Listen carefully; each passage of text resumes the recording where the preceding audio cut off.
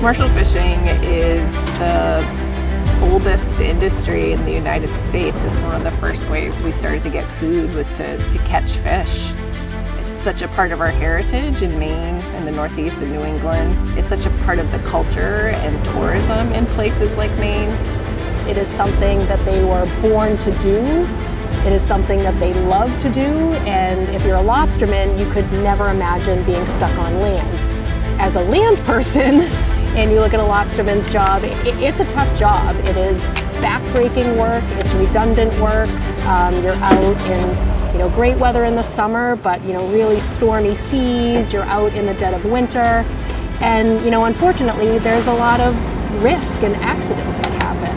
The lobster industry has the highest rate of man overboard because it's easy for crew to get wrapped up in rope and just pulled right off the boat, and so it's a very risky, dangerous business, but for lobstermen, they can't imagine doing anything else. 37 years of doing this.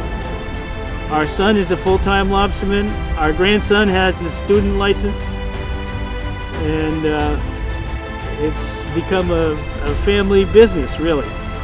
Lobstermen, they're a very underappreciated worker. It's a very underappreciated industry. They work really, really hard all the time, and they are bogged down by a lot of different things, and commercial fishing is just very dangerous. So if there's anything that we can do to kind of assist and make things a little bit easier for them, that's why we're here, and that's what we're trying to do. I think one big misconception is sometimes people hear the term commercial fishing industry and they sort of conjure images of huge nets and huge boats. What it really is in the United States especially is a lot of small businesses, especially here in Maine. The lobster industry is owner-operator, which means the person behind the wheel of the boat also owns the permit, and they have to be on the boat to fish for lobster. And so all of the boats behind me today are each independent small businesses, and that's the case for a lot of the fishing businesses in the United States. So while it is a large industry, it's made up of small businesses and families like mine. Yeah, the people should appreciate what they do because they risk their life every day they go out there, especially if they go out by themselves. Because if they don't have a stern man, or the stern man doesn't have the skipper to pull them out of the drink, it's all over. There are a lot of issues for lobster fishermen. Safety is very important, especially if you're alone. There is nobody to help you. And depending on how far out you are, nobody's coming to get you because nobody's going to know something happened. So typical hazards for lobster fishermen while they're working, a big one is falls overboard. That's the leading cause of death in the lobster fleet in the Northeast. Also reboarding. So if you fall off your boat, if you're working alone, there's nobody to help you get back in. If you don't have a ladder on your boat, you can't get back in. Also, a lot of fishermen, especially as they're dropping pots, their boat's on autopilot. So say you're fishing alone, you fall off the boat, your boat doesn't stop. It will keep going without you, and that's happened to several people before. Some people are able to get back in, some people are not.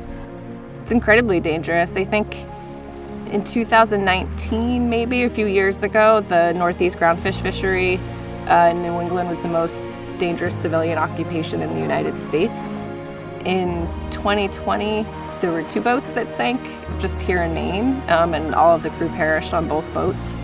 And so that is just really scary reminder for fishing families just how inherently risky it is, and also just the true cost of seafood. NEC came in and said, we care about you, and we care about your safety, and we care about the safety of your families, and we want to talk to you and see how we can make your job safer.